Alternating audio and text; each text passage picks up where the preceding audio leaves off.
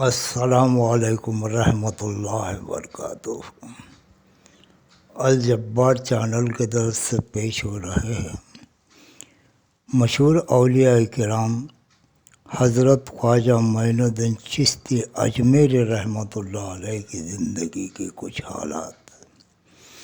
اعوذ باللہ من الشیطان الرجیم۔ پناہ مانگتا ہوں میں شیطان مردود سے۔ بسم اللہ الرحمن الرحیم۔ شروع اللہ کے نام سے جو بڑا مہربان اور نہایت رحم والا ہے۔ حضرت کی پیدائش ملک سجستان میں سن 537 ہجری کے مطابق 1142 عیسوی میں ہوئی تھی۔ حضرت خواجہ کے پرکھوں کا وطن ہرات کے قریب شہر چشت میں تھا، اس لیے آپ چشتی کہلاتے ہیں۔ آپ کے والد صاحب کا نام حضرت خواجہ غیاث الدین حسن چشتی تھا۔ آپ امام حسین علیہ السلام کی اولاد میں سے تھے۔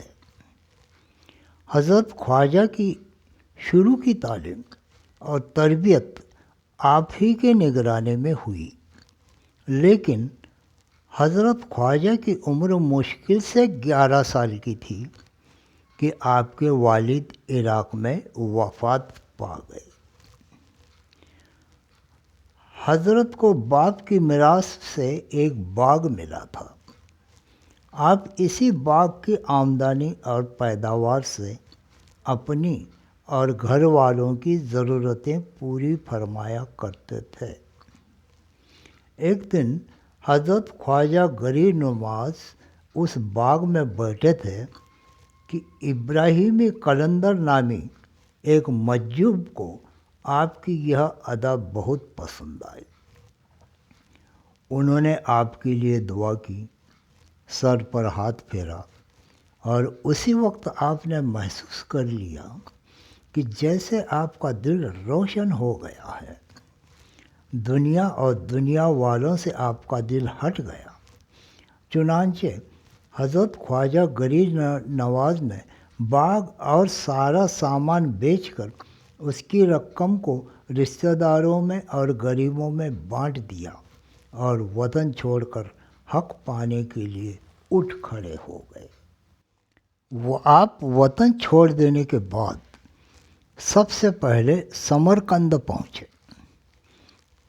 وہاں آپ نے قرآن مجید حفظ کیا اور دوسرے علم حاصل کرنے میں لگ گئے۔ اس کے بعد آپ قصبہ ہارون میں تشریف لے گئے۔ وہاں آپ حضرت خواجہ عثمان ہارونی رحمۃ اللہ علیہ کی خدمت میں حاضر ہوئے۔ انہوں نے آپ کو خاص مریدوں میں شامل کر لیا۔ اسی بیچ آپ نے اپنے پیر کے ساتھ دمشق کا سفر بھی کیا۔ وہاں آپ نے درویشوں کی ایک ایسی جماعت دیکھی جو اللہ کے عشق میں مست تھی۔ آپ نے ان سے بھی فائدہ اٹھایا۔ اس کے بعد مکہ معظمہ اور مدینہ منورہ کو روانہ ہوئے۔ اس وقت بھی آپ کے ساتھ حضرت خواجہ عثمان ہارونی تھے۔ حضرت خواجہ عثمان ہارونی کی آپ پر بڑی مہربانی تھی۔ آپ کی پوری تربیت انہوں نے کی، یہاں تک کہ پورا سکھانے پڑھانے کے بعد انہوں نے حضرت خواجہ سے فرمایا، اے معین الدین، یہ سب تعلیم تمہاری مکمل تربیت کے لیے ہی تھی۔ تم کو ان تعلیمات پر پوری زندگی عمل کرنا ہے تاکہ قیامت کے دن مجھے شرمندگی نہ ہو۔ حضرت خواجہ عثمان ہارونی کی تعلیمات سے فارغ ہو کر آپ اپنے وطن سجستان واپس تشریف لے گئے۔ وہاں سے تبلیغ کے لیے ہندوستان کے لیے رخ کیا۔ ہرات، بلخ، غزنی ہوتے ہوئے آپ دلی پہنچے۔ دلی میں آپ کچھ دن ٹھہرے، پھر وہاں سے آپ اجمیر چلے آئے۔ جب 1193 میں آپ دلی سے اجمیر کے قریب پہنچے، اس وقت آپ کے ساتھ آپ کو چاہنے والے کل 40 آدمی تھے۔ قصبہ سمانا میں راجہ پرتھوی راج کے نوکروں نے آپ کو روک لیا، اس لیے کہ راجہ کو کسی نے بتا دیا تھا کہ اس قسم کا بزرگ ہمارے ملک کا دشمن ثابت ہوگا، تم اس سے چوکس رہنا۔ آپ کو اس وہم میں روکا گیا تھا، لیکن آپ میں کوئی ایسی بات نہ دیکھ نوکروں نے بعد میں ان کو چھوڑ دیا اور آپ اجمیر پہنچ گئے۔ اجمیر شریف پہنچنے کے بعد حضرت نے آبادی کے باہر ایک پیڑ کے نیچے پڑاؤ ڈالنا چاہا۔ یہ وہ جگہ تھی جہاں راجہ کے اونٹ باندھے جاتے تھے۔ رات کے وقت جب راجہ کے اونٹ آئے تو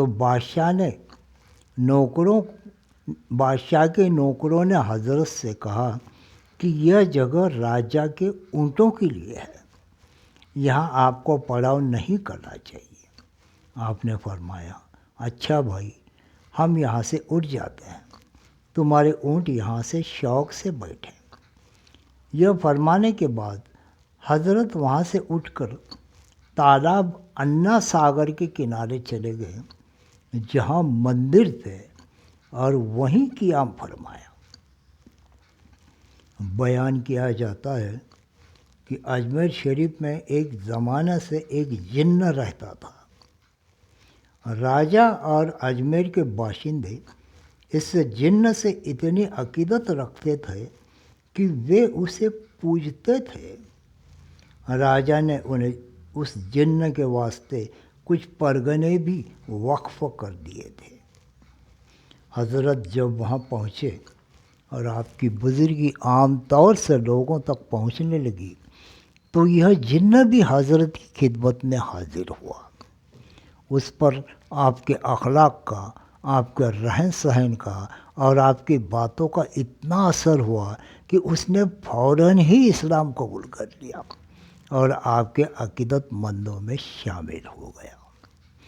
اس حضرت نے اس جن کا نام شادی دیو رکھا اور اپنی تعلیم و تربیت سے اسے کمال کے درجے تک پہنچا دیا۔ اس جن کا حضرت کے خادموں میں شامل ہونا تھا کہ لوگوں نے مخالفت کرنا شروع کر دیا کہ آپ بہت بڑے جادوگر ہیں اور صرف جادو کے زور سے ان کے معبود جن کو قابو میں کر لیا ہے۔ اس لیے حضرت کے مقابلے کے لیے چوٹی کے جادوگروں کی کھوج شروع ہو گئی۔ اس زمانہ میں جے پال جادوگر بہت بڑا جادوگر سمجھا جاتا تھا۔ جے پال کے بارے میں عام خیال یہ تھا کہ دنیا کا کوئی بڑے سے بڑا جادوگر اس کے مقابلے پر نہیں ٹھہر سکتا تھا۔ چنانچہ راجہ پرتھوی راج نے جے پال کو حضرت کے مقابلے پر تیار کیا۔ جے پال جادوگر جب حضرت کے مقابلے کے لیے آیا تو اس کے ساتھ 1500 مرید جادوگر تھے، 700 جادو کے خوفناک اژدہے اور سانپ تھے اور 1500 طلسمی جادوئی چکر تھے۔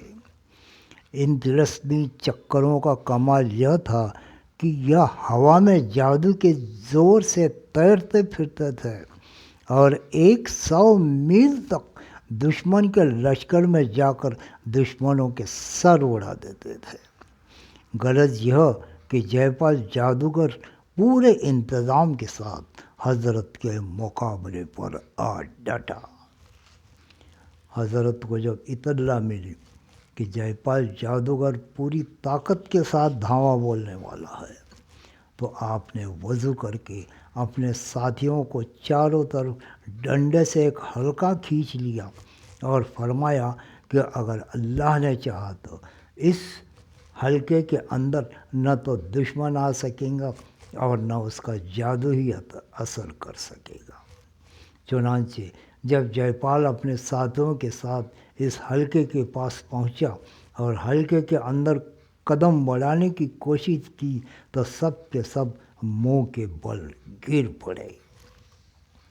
اس کوشش میں ناکام ہونے کے بعد جے پال نے اپنے جادو کی دوسری طاقتوں سے کام لینا چاہا، لیکن اللہ کی قدرت سے جے پال کا کوئی جادوگر بھی کامیاب نہ ہو سکا، بلکہ الٹا اسی کی تباہی کی وجہ بن گیا۔ حالت یہ تھی کہ جے پال حضرت پر جو بھی جادو کرتا تھا وہ پلٹ کر جے پال ہی کے آدمیوں کو فنا کر دیتا تھا۔ اس کے پھینکے ہوئے بھیانک طلسمی چکر پلٹ پلٹ کر اسی کے آدمیوں کی گردنیں اڑا دیتے تھے، اور اس کے جادو کے تمام سانپ اور اژدہے حضرت پر حملہ کرنے کے بجائے پہاڑوں میں گھس گئے تھے۔ حضرت کی زندگی نہایت سادہ تھی۔ آپ بہت کم کھانا کھاتے، اکثر 3 دن کے بعد روٹی کے سوکھے ٹکڑے پانی میں تر کر کے کھا لیتے تھے، اور ان سوکھے ٹکڑوں کی بھی مقدار مشکل سے 1.5 تولہ ہوتی تھی۔ کپڑا بہت ہی سادہ پہنتے تھے۔ جب آپ کے کپڑے پھٹ جاتے تھے تو خود ہی اپنے ہاتھ سے پیبند لگا دیتے تھے۔ حضرت خواجہ بختیار کاکی رحمۃ اللہ علیہ فرماتے ہیں کہ میں 20 برس حضرت کی خدمت میں رہا، لیکن میں نے کبھی یہ نہیں سنا کہ حضرت نے کبھی اپنے صحت کے لیے دعا مانگی ہو، بلکہ اکثر یہ دعا مانگا کرتے تھے کہ اے اللہ، جہاں کہیں درد اور محنت ہو وہ اپنے بندے معین الدین کو عنایت فرما۔ میں نے ایک بار عرض کیا، حضرت آپ اپنے لیے یہ کیسی دعا مانگا کرتے ہیں؟ آپ نے فرمایا، جب کوئی مسلمان درد میں مبتلا ہوتا ہے تو اس کے گناہ معاف ہو جاتے ہیں، اور درد میں مبتلا ہونا مسلمان کے اچھے ایمان کی دلیل ہے۔ حضرت بڑے عبادت گزار، درویش اور رات بھر جاگ کر عبادت کرنے والے بزرگ تھے۔ آپ نے پیدل ہی انگنت حج کیے ہیں۔ آپ لگاتار 70 سال تک رات کو نہیں سوئے اور پہلو کو زمین سے نہیں لگایا۔ آپ دن میں روزہ رکھتے، رات بھر کھڑے ہو کر عبادت کرتے، آپ ہر وقت وضو سے بھی رہا کرتے تھے۔ آپ کبھی کسی پر غصہ نہیں ہوتے تھے، لیکن ایک دن آپ اپنے مرید شیخ علی کے ساتھ کہیں تشریف لے جا رہے تھے کہ راستے میں آپ کے مرید شیخ علی کو ایک قرض دینے والے نے پکڑ لیا اور کہا کہ جب تک میرا قرض ادا نہ کرو گے میں تمہیں نہیں چھوڑوں گا۔ آپ نے قرض والوں سے اپنے مرید کے لیے مہلت مانگی، مگر وہ اور بھی سختی کے ساتھ پیش آنے لگا۔ آپ کو غصہ آ گیا۔ آپ نے غصے میں چادر مبارک کندھے سے اتار کر زمین میں ڈال دی۔ اسی وقت چادر سونے چاندی کے سکوں سے بھر گئی۔ آپ نے فرمایا، جتنا تیرا قرض ہے اس میں سے لے لے۔ حضرت خواجہ گرین نواز کو اپنی وفات سے پہلے ہی اپنے انتقال کی خبر مل گئی تھی، اور آپ نے اپنی وفات کے بارے میں اپنے خلیفاؤں کو پہلے سے ہی بتا دیا تھا۔ حضرت نے اپنی وفات کے کچھ دن پہلے حضرت خواجہ قطب الدین بختیار کاکی رحمۃ اللہ علیہ کو خلیفہ مقرر فرمایا۔ اس کے بعد انہیں دلی کے لیے آپ رخصت فرما دیا۔ 5 رجب سن 633 ہجری کی شام کو آپ پر ایک خاص کیفیت پیدا ہوئی۔ عشاء کے نماز کے بعد خواجہ غریب نواز نے حجرے کا دروازہ بند کر لیا اور نوکروں کو اندر آنے سے منع کر دیا۔ نوکر تمام رات دروازے پر پہرا دیتے رہے، کیف و مستی کی آوازیں سنتے رہے، لیکن رات کے آخری حصے میں آواز آنی رک گئی۔ اس طرح آپ دنیا کا سفر پورا کر کے اپنے حقیقی رب سے جا ملے۔ اِنَّ لِلَّهِ وَإِنَّ إِلَيْهِ رَاجِعُونَ۔ اس طرح آپ کی وفات 96 سال کی عمر میں اتوار کے دن 6 رجب 633 یعنی 1236 عیسوی میں ہوئی تھی۔ آپ کا روضہ اقدس اجمیر شریف میں ہے۔ ہر وقت روضہ مبارک پر میلہ لگا رہتا ہے۔ حضرت خواجہ معین الدین چشتی اجمیری سنجری رحمۃ اللہ علیہ نے نماز کے بارے میں فرمایا کہ میں نے خواجہ عثمان ہارونی رحمۃ اللہ علیہ کی زبانی سنا ہے کہ قیامت کے دن سے پہلے نماز کا حساب نبیوں، ولیوں اور ہر مسلمان سے لیا جائے گا۔ جو حساب میں پورا نہیں اترے گا وہ دوزخ کے عذاب میں ڈال دیا جائے گا۔ ہنسی اور کھیل کود سے پرہیز کے بارے میں فرمایا کہ ایک بار پیارے نبی صلی اللہ علیہ وسلم نے کچھ آدمیوں کو دیکھا جو ہنسی اور کھیل کود میں لگے ہوئے تھے۔ پیارے نبی صلی اللہ علیہ وسلم نے ٹھہر کر سلام کیا تو سب غلاموں کی طرح ہاتھ جوڑ کر کھڑے ہو گئے۔ آپ نے ان سے پوچھا کہ بھائیوں، کیا تم موت سے بے کھٹکے ہو؟ سب نے ایک ساتھ کہا نہیں۔ پوچھا پل صراط سے گزر چکے ہو؟ عرض کیا گیا نہیں۔ آپ نے فرمایا پھر کیوں ہنسی اور کھیل کود میں لگے ہو؟ آپ کی نصیحت نے ان پر ایسا اثر کیا کہ اس کے بعد کسی نے ان کو ہنستے ہوئے نہیں دیکھا۔ نماز کے بارے میں ایک موقع پر اور کہا تھا، نماز ایک امانت ہے جو اللہ تعالیٰ نے بندوں کے سپرد کی، بس بندوں پر واجب ہے کہ اس امانت میں کسی طرح کی خیانت نہ کریں۔ آپ نے یہ بھی فرمایا کہ نماز دین کا ستون ہے۔ جب ستون قائم ہوگا تو گھر بھی قائم ہوگا، جب ستون نکل جائے گا تو چھت فوراً گر پڑے گی۔ اس لیے نماز پر پورا دھیان دو۔ ماں باپ کی فرما برداری کے بارے میں آپ نے فرمایا کہ حدیث میں ہے کہ جو لڑکا محبت اور احترام سے ماں باپ کا چہرہ دیکھتا ہے اس کے نام اعمال میں ایک حج کا ثواب لکھا جاتا ہے۔ آپ نے اچھی اور بری صحبت کے بارے میں ارشاد فرمایا کہ حدیث شریف میں آیا ہے کہ صحبت کا اثر ضرور ہوتا ہے۔ اگر کوئی برا آدمی نیکی کی صحبت اپنا لے تو امید ہے کہ وہ نیک ہو جائے گا، اور نیک آدمی بروں کی صحبت میں بیٹھے تو برا ہو جائے گا، کیونکہ کسی سے کسی نے بھی جو کچھ حاصل کیا ہے وہ صحبت سے حاصل کیا ہے۔ آپ نے فرمایا کہ 4 چیزیں بہت ہی عمدہ ہوتی ہیں۔ وہ درویش جو اپنے آپ کو دولت مند ظاہر کرے، دوسرے وہ بھوکھا جو اپنے آپ کو پیٹ بھرا ظاہر کرے، 3 دکھی جو اپنے آپ کو خوش ظاہر کرے، چوتھا وہ آدمی جسے دشمن بھی دوست دکھائی دے۔ اللہ تبارک و تعالیٰ ان ولی اللہوں کی ہدایت پہ ہمیں چلنے کی توفیق عطا فرمائے۔ آمین ثم آمین۔ اللہ کافی کسدت الکافی وزدت الکافی کفان الکافی ونعم الکافی وللہ الحمد۔ اللہ حافظ۔